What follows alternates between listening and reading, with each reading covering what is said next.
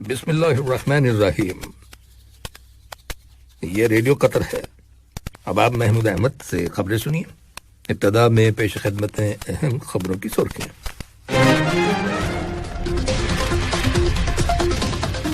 قطر اور امریکہ نے ایک سمجھوتے پر دستخط کیے ہیں جس کے تحت قطر افغانستان میں امریکی مفادات کے تحفظ کے انتظامات کرے گا۔ وزارت صحت نے کل ورلڈ ڈائبٹیز ڈے 2021 منانے کا اعلان کیا ہے۔ اس دن کے منانے کا آغاز سن 1991 میں ہوا تھا۔ گزشتہ 24 گھنٹوں کے دوران قطر میں کرونا وائرس کے مزید 142 مریض صحت یاب ہو گئے ہیں، جس کے بعد اس وبائی مرض سے شفا پانے والے افراد کی مجموعی تعداد اب 2,38,717 ہو گئی ہے۔ اور ICC T20 world cup cricket tournament کا فائنل میچ کل دبئی انٹرنیشنل اسٹیڈیم میں آسٹریلیا اور نیوزی لینڈ کی ٹیموں کے درمیان کھیلا جائے گا۔ یہ تھیں اہم خبروں کی سرخیاں، اور اب سے چند لمحوں بعد تفصیل سے خبریں نشر کی جائیں گی۔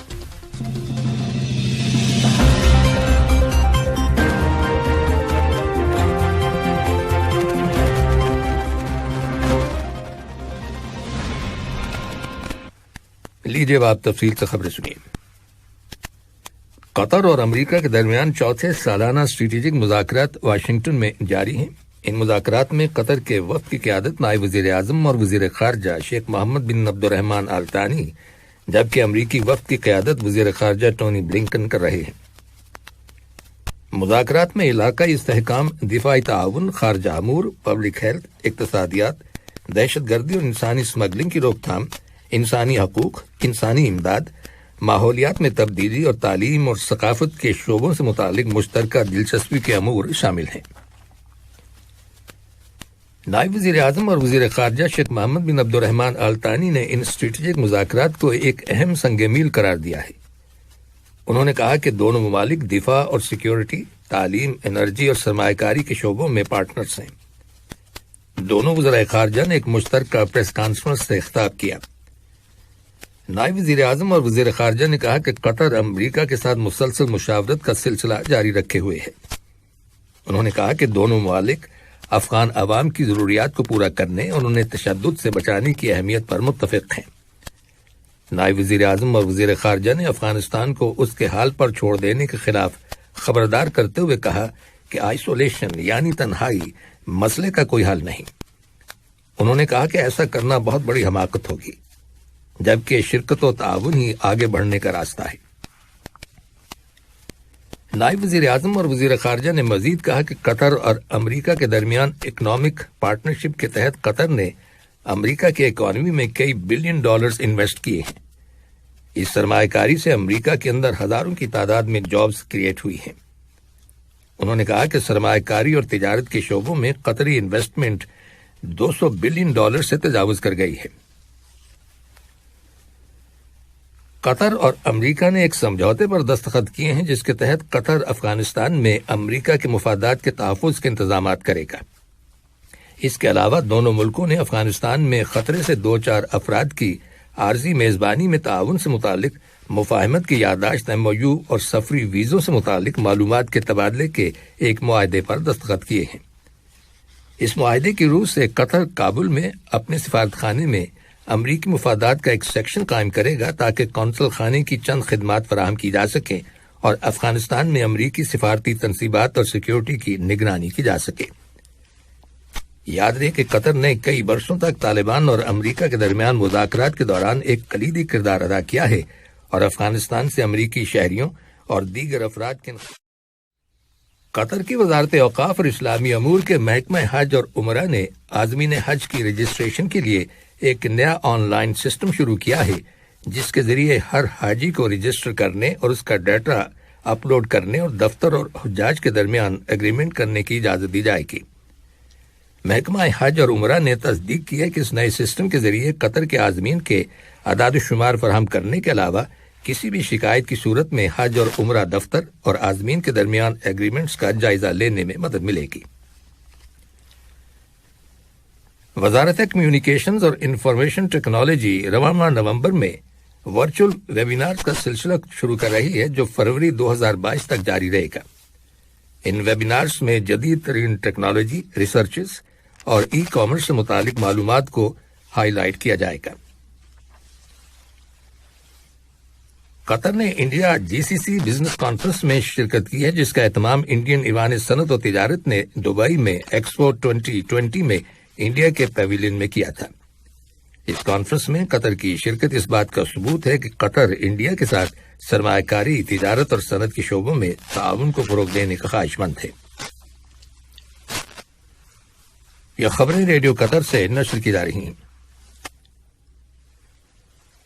وزارت صحت نے کل حمد medical corporation HMC، primary health care corporation PHCC اور سدرا میڈیسن کے ساتھ مل کر ورلڈ ڈائبٹیز ڈے 2021 منانے کا اعلان کیا ہے۔ ورلڈ ڈائبٹیز ڈے منانے کا سلسلہ سن 1991 میں انٹرنیشنل ڈائبٹیز فیڈریشن اور ورلڈ ہیلتھ آرگنائزیشن نے دنیا بھر میں ڈائبٹیز یعنی شوگر کے مرض میں خطرناک حد تک اضافے کے پیش نظر شروع کیا تھا۔ اس دن کی مناسبت سے وزارت صحت نے اپنے پارٹنرز کے تعاون سے رواں ماہ نومبر کے مہینے کے دوران مختلف ایکٹیویٹیز آرگنائز کی ہیں، جن کا مقصد عوام کو ڈائبٹیز یعنی شوگر کے مرض کے بارے میں آگہی اور مفید معلومات فراہم کرنا ہے۔ وزارت صحت نے کہا ہے کہ ملک کے اندر گزشتہ 24 گھنٹوں کے دوران کرونا وائرس کے 137 نئے کیسز رجسٹر کیے گئے ہیں، جن میں سے 118 کا تعلق لوکل کمیونٹی سے ہے، جبکہ 19 کیسز کا تعلق ان ٹریولر سے ہے جو حال ہی میں بیرون ملک سے دوحہ آئے ہیں۔ وزارت صحت نے اس عرصے کے دوران کرونا وائرس کے مزید 142 مریضوں کے صحت یاب ہو جانے کی تصدیق کی ہے، جس کے بعد اس وبائی مرض سے شفا پانے والے افراد کی مجموعی تعداد اب 2,38,717 ہو گئی ہے۔ دریں اثنا وزارت صحت نے قطر کی ٹریول پالیسی میں تبدیلی کا اعلان کیا ہے، جس پر 15 نومبر پیر کے دن سے عمل درآمد ہوگا۔ وزارت صحت کی رپورٹ کے مطابق اس ٹریول پالیسی میں مصر اور سوڈان کو الٹرا ریڈ اور متحدہ عرب امارات، برطانیہ اور ترکی کو ریڈ لسٹ میں شامل کر دیا گیا ہے۔ اجیال فلم فیسٹیول کی ڈائریکٹر اور دوحہ فلم انسٹیٹیوٹ DFI کی چیف ایگزیکٹو آفیسر فاطمہ حسن الرمیحی نے کہا ہے کہ یہ فیسٹیول 9 برسوں کے دوران سینما کو انسانی ہمدردی کی آواز بنا کر معاشرے میں سینما کے بارے میں رائج دقیانوسی تصور کو تبدیل کرنے میں کامیاب رہا ہے۔ قطر نیوز ایجنسی QNA کو دیے گئے ایک بیان میں انہوں نے کہا کہ اجیال فلم فیسٹیول کے آغاز کے 9 سال بعد اس میں ایک اہم تبدیلی رونما ہوئی ہے۔ سینما کو صرف تفریح کے طور پر دیکھا جاتا تھا، لیکن اب لوگوں میں یہ خیال پختہ ہو رہا ہے کہ فلم ایک ایسا پیغام دیتی ہے جو براہ راست معاشروں کو متاثر کرتا ہے۔ یہ نواں اجیال فلم فیسٹیول جو اس ماہ کی 7 تاریخ کو شروع ہوا تھا، آج کلچرل ولیج کٹارا میں مزید میوزیکل پرفارمنسز اور فیچر فلمز کی نمائش کے بعد ختم ہو گیا۔ سوڈان کی سیکیورٹی فورسز نے آج جمہوریت کے حق میں ہونے والے مظاہرے کے دوران فائرنگ کر کے ایک شخص کو ہلاک اور دیگر متعدد اشخاص کو زخمی کر دیا۔ یاد رہے کہ اس ملین پرسن احتجاجی مظاہرے سے 2 روز پہلے فوجی جنتا کے لیڈر جنرل عبدالفتح البرہان نے خود کو ملک کی عبوری گورننگ باڈی کا سربراہ ڈکلیئر کیا تھا۔ ادھر سوڈان کے لیے اقوام متحدہ کے ایلچی نے سیکیورٹی فورسز سے مطالبہ کیا ہے کہ وہ عوامی مظاہروں کے دوران صبر و تحمل کا مظاہرہ کریں اور مظاہرین سے کہا ہے کہ وہ پرامن احتجاج کے اصول کو اپنائیں۔ ترکی نے عراق، شام اور یمن کے شہریوں کو بیلاروس جانے کے لیے ہوائی سفر کے ٹکٹ جاری کرنا بند کر دیے ہیں۔ یاد رہے کہ حالیہ دنوں میں بیلاروس میں غیر قانونی طور پر داخل ہونے والے مہاجرین کے لیے ترکی راہداری کا ایک اہم مرکز بن گیا ہے۔ رائٹرز خبر رساں ایجنسی کی رپورٹ کے مطابق ترکی کی سول ایویشن اتھارٹی کی جانب سے یہ فیصلہ ایسے وقت میں کیا گیا ہے جب یورپی یونین نے ایئر لائنز پر دباؤ ڈالا ہے کہ وہ مشرق وسطی سے تارکین وطن کو بیلاروس لے جانے کا سلسلہ بند کر دیں۔ واضح ہے کہ سردیوں کے آغاز میں یورپی یونین کے ملکوں کی سرحدوں پر مہاجرین کی بڑی تعداد میں موجودگی ایک انسانی بحران کی شکل اختیار کر سکتی ہے۔ اور اب کچھ خبریں کھیلوں کے بارے میں۔ انڈین سپورٹس سینٹر کے تعاون سے دوحہ کے ایشین ٹاؤن کرکٹ اسٹیڈیم میں جو کمیونٹی کرکٹ ٹورنامنٹ منعقد ہوا تھا، اس کا فائنل میچ کل کھیلا گیا، جس میں سٹی ایکسچینج کی ٹیم نے پہلے کھیلتے ہوئے 6 اوورز میں 72 رنز بنائے، جس کے جواب میں دوحہ راکٹس کی ٹیم نے 71 سکور کیا اور یوں سٹی ایکسچینج کی ٹیم نے یہ میچ 1 رن سے جیت لیا۔ برازیل نے جنوبی امریکہ کوالیفائرز کے میچ ڈے 30 مقابلے میں کولمبیا کے خلاف 1-0 سے فتح کے بعد قطر میں ہونے والے فیفا ورلڈ کپ 2022 کے لیے کوالیفائی کر لیا ہے۔ برازیل کی جانب سے جیتنے والا گول لوکاس پاکیٹا نے کھیل کے 12ویں منٹ میں کیا۔ برازیل نے 34 پوائنٹ حاصل کر لیے ہیں، جبکہ کولمبیا 16 پوائنٹس کے ساتھ 5ویں نمبر پر ہے۔ اور آئی سی سی T20 world cup cricket tournament کا فائنل میچ کل اتوار کے روز دبئی انٹرنیشنل اسٹیڈیم میں کھیلا جائے گا، جس میں آسٹریلیا کا مقابلہ نیوزی لینڈ سے ہوگا۔ اس سے پہلے نیوزی لینڈ نے انگلینڈ کو اور آسٹریلیا نے پاکستان کو سیمی فائنلز میں شکست دے کر فائنل کے لیے کوالیفائی کر لیا تھا۔ آخر میں اہم خبروں کی سرخیاں ایک بار پھر سن لیجیے۔